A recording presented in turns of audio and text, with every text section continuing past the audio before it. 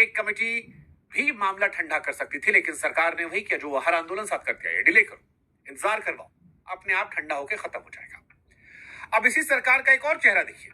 संसद मार्च वाले दिन सुबह 6 बजे बातचीत शुरू हो गई, दोपहर होते होते जेपी नड्डा मिल गए। अब आप हिसाब किताब समझिए, 1000 बच्चे 15 दिन तक आवाज लगाते रहे, किसी को नहीं सुनाई पड़ा, लेकिन जैसे ही भीड़ का आंकड़ा लाखों में गया, उस दिन सुबह 6 बजे सरकार की नींद खुली। यानी सिस्टम टॉपिक देखकर नहीं, भीड़ देखकर आपकी बात सुनता है। खैर, ये पहला विषय था। दूसरा, 18 जुलाई को सोनम वांगचुक को जबरदस्ती उठाकर अस्पताल पहुंचा दिया गया, जो दूसरी गलती आती है। सरकार को लगा कि अनशन की तस्वीर हट जाएगी और आंदोलन की जान निकल जाएगी, लेकिन इसके बिल्कुल उल्टा हो गया।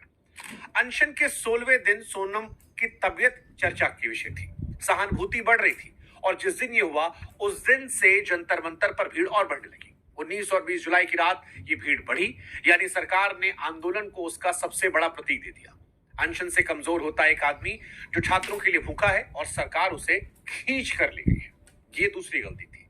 तीसरी गलती, लाठी उस दिन चली जिस दिन देश के सबसे ज्यादा कैमरे जंतर मंतर पर थे।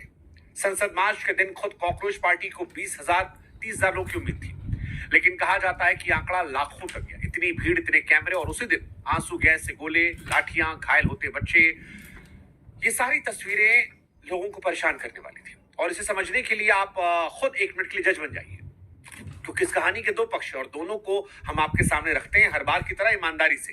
पहला पक्ष जो पुलिस का है, पुलिस का कहना है कि भीड़ ने बैरिकेड तोड़े, पथराव हुआ, डीसीपी समेत 100 से अधिक पुलिसकर्मी घायल हुए। लाठीचार्ज के खिलाफ एक याचिका भी हाईकोर्ट पहुंची है। कोर्ट ने तुरंत सुनवाई से मना कर दिया, कहा है कि कोर्ट को इन सब में मत घसीटो, यानी अदालत ने अभी किसी पक्ष को दोषी नहीं ठहराया। दूसरा पक्ष सरकार का, पेपर लीक में 13 गिरफ्तारी कर दी हमने, कई सारे कदम उठाए हैं, और ये भी सच है कि पहले से भी पेपर लीक होते आए हैं, ये आज से नहीं दशकों पुरानी बीमारी है। लेकिन सवाल ये है कि क्या केस यही बंद हो गया? नहीं, असली सवाल यहीं से शुरू हुआ। अगर इतना सब हो रहा था तो सड़क पर भीड़ क्यों बढ़ी?